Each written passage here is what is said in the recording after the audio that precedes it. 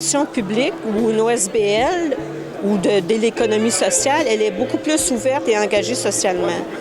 Donc, il y a, pour les organisations publiques, là, si on parle des données ouvertes, par exemple, là, ce qui est important pour une organisation publique, c'est le dialogue avec ses utilisateurs.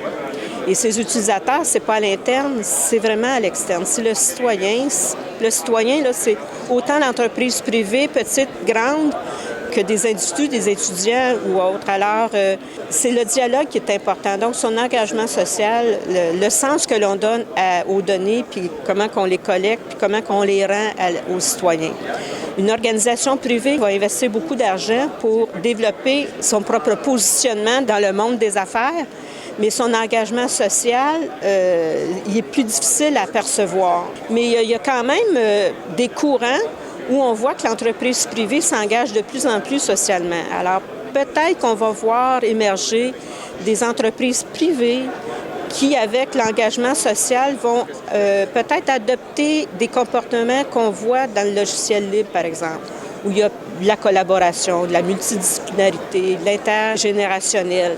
On le voit moins dans l'entreprise privée traditionnelle parce qu'on voit qu'il y a encore beaucoup de silos dans ça.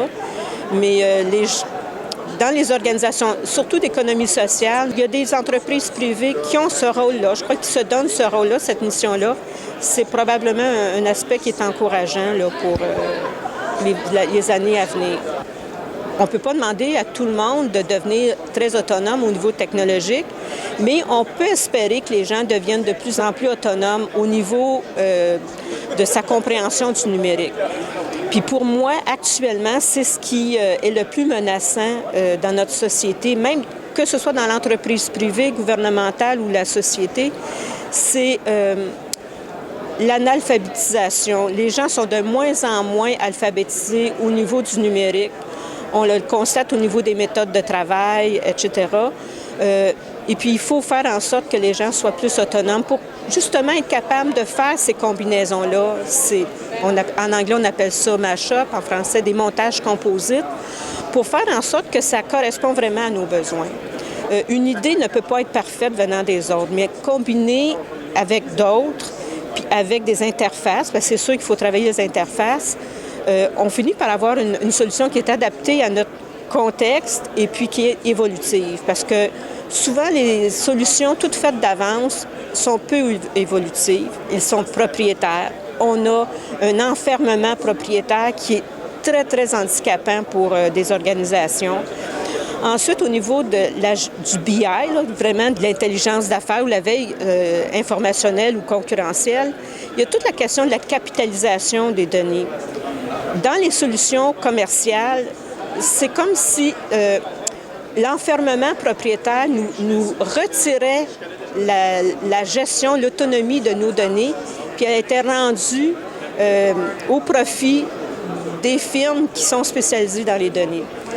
C'est un grand risque pour les organisations, surtout les organisations publiques, puis les organisations d'économie sociale, parce qu'on doit gérer le bien commun.